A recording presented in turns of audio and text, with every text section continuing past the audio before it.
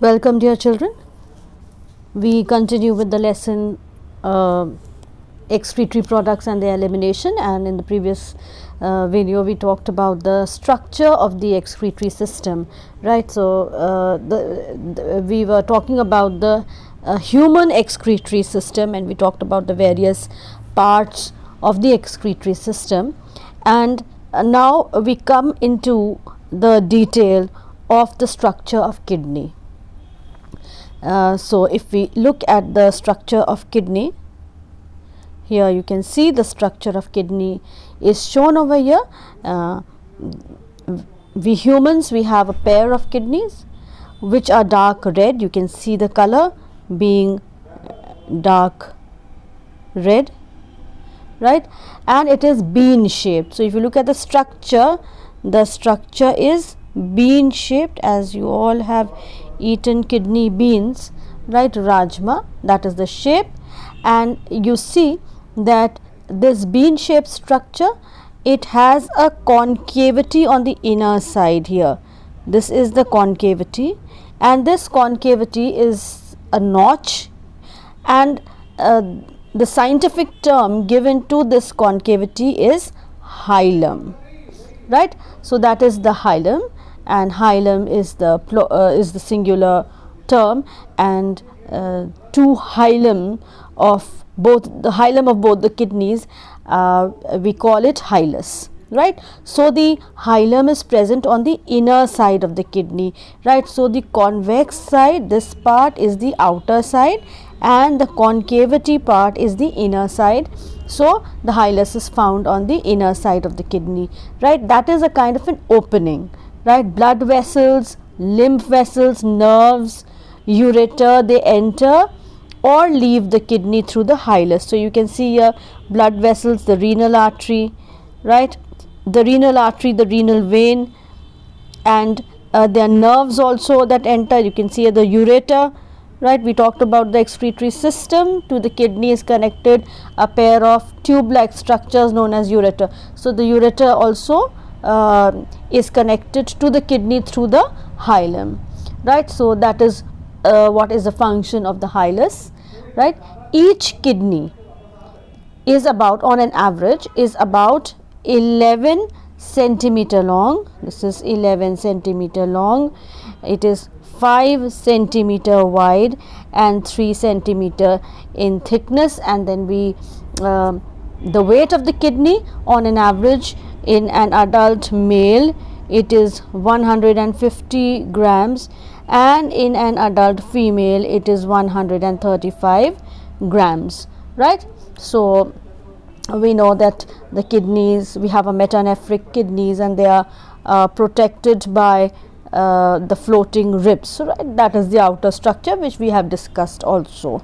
Coming to the inner part of the kidney, the inner structure of the kidney, it is covered by a layer of fibrous connective tissue, right? And this fibrous connective tissue is the renal capsule, right? So here you can see mentioned here the fibrous capsule, right? That is the renal capsule which protects the kidney from infections and injuries, and around the capsule is a layer of fat. So around here we find there is a layer of fat that is present, right? Adipose capsule, and connected to that is another membrane which is known as the renal fascia, right? So the renal fascia, that is another membrane that is present. Now both the fat and the fascia, they help, these two layers, they help protect the kidney,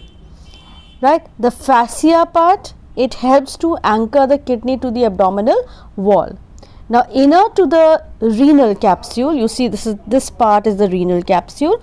Inner to the renal capsule you find an outer region which is the cortex region, outer darker region here. This region which I am coloring with green, this region is the cortex region of the kidney, right?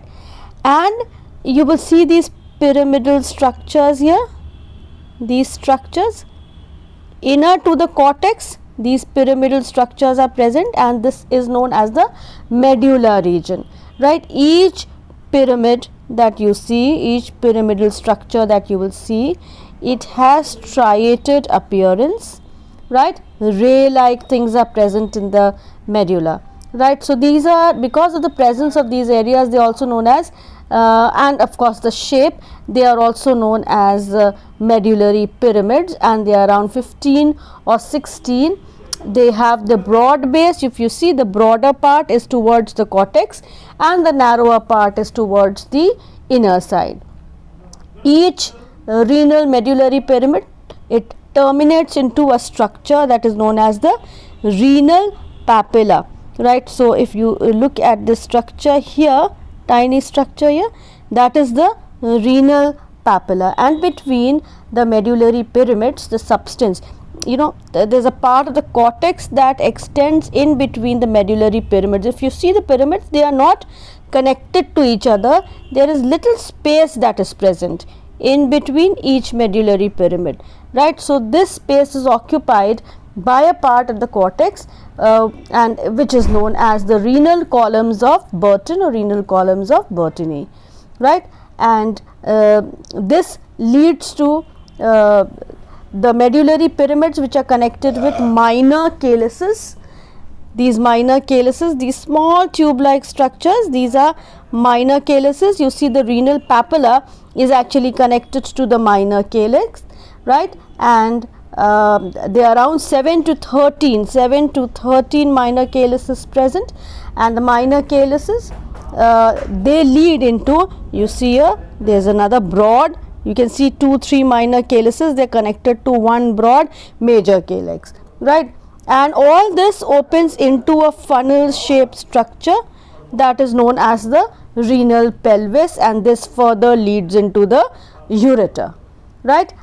Now each kidney, inside each kidney is present around 10 lakh, or like we can say 1 million functional units called nephron or uriniferous tubule, right? So we have in each kidney, we can see the structure here, every kidney will have millions of these structures, which are known as nephrons or the uriniferous tubule, right? So we will talk about the structure of the nephron.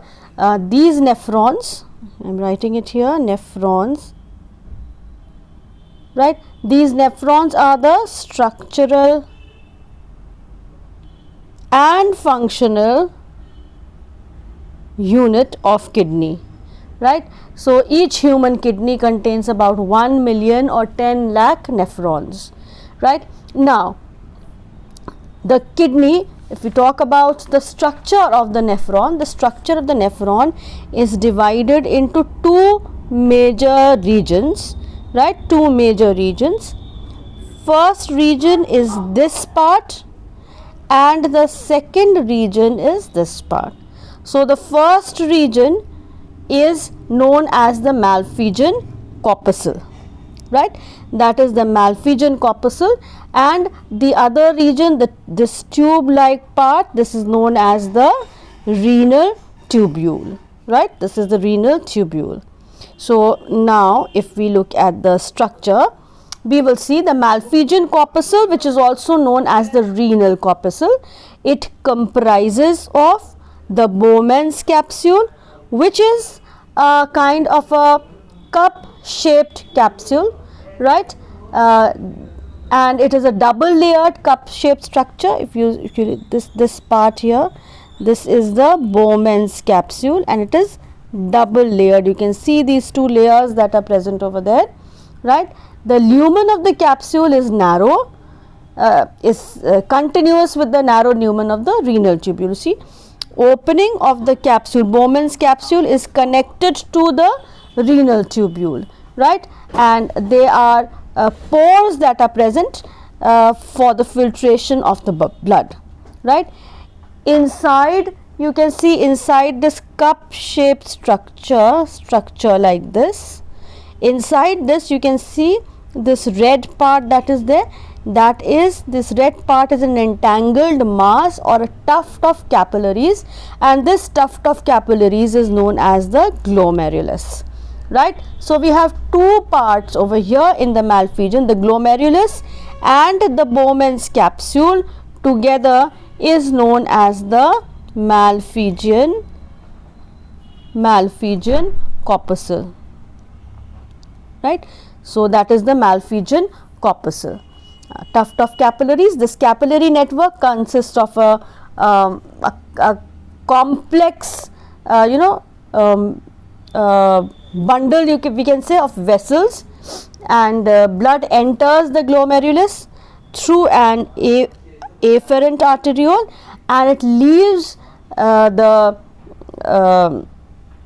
glomerulus through efferent arteriole, right. So we have the afferent arteriole and the efferent arteriole. Through the afferent arteriole, the blood is brought to the glomerulus, and once the blood is filtered, it moves out through the efferent arteriole, right. So that's about this, the Bowman's capsule and glomerulus, which is together known as the malphigian corpuscle, right. Connected to the malphigian corpuscle we see is a tube. So if we draw the structure of the malphigian corpuscle, right, this is the Bowman's capsule, right, along with a tuft of capillaries over here, right. And if you see the structure, this tube like structure, we will see this tube like structure showing a number of turns or curves, then it moves down into a long U-shaped structure. It comes up, the U-shaped part comes up, and again we can see these turns or folds, and then we can see it is connected to a long tube, right. So these parts form the renal tubule, right. Connected to the Bowman's capsule, those turns that we of the tube that we see is known as the proximal convoluted tubule, or PCT. Proximal, nearer to the Bowman's capsule, convoluted, turned, coiled, right. Tubule, very thin, right. So that is the proximal convoluted tubule, and it has cuboidal, it is made up of cuboidal epithelial cells, and it bears brush border cells, right. Tall microvilli are present at the free end, and this increases the surface area, and the cells have numerous mitochondria that are present, right. Then we see this U-shaped part. This U-shaped part, the one that is going down is known as the descending limb, and the other that is coming up is known as the ascending limb. So this whole U-shaped structure is known as the loop of Henle. So it starts at the end of the proximal convoluted tubule, and its major part lies in the medulla region. That is how we see those ray-like structures in the medulla, right. So it is because of this U-shaped part that lies in the medulla region that ray-like appearance is seen, right. Now it consists of the descending limb and it consists of the ascending limb, right. So these are the two limbs. The descending limb comprises of thick segment and thin segment, right. So the upper part of the descending limb is thick segment that has the same diameter as the proximal convoluted tubule, right, and the lower part is the thin segment, and then again when in the ascending limb also has a thin segment, and when it is connected, the part that is connected to the distal convoluted tubule, that has the thick segment, right. So that is the loop of Henle and the distal and the proximal convoluted tubule. Then we see that this tubule is further connected to the collecting duct, right, the collecting duct. Now what is this collecting duct? The collecting duct, it joins to the distal convoluted tubule. It is lined by cuboidal or columnar epithelial cells with a few microvilli that are present. It unites to form still larger ducts. So, the collecting duct, inside the collecting duct basically the urine is formed, right. So, the formation, the formed urine, the urine that is after every part that it has gone through the filtered blood, what passes out from the glomerulus, the urine is formed from the blood, and what passes out from the glomerulus into the renal tubule finally forms the urine, which gets collected in the collecting duct. So, that is about the structure of the nephron.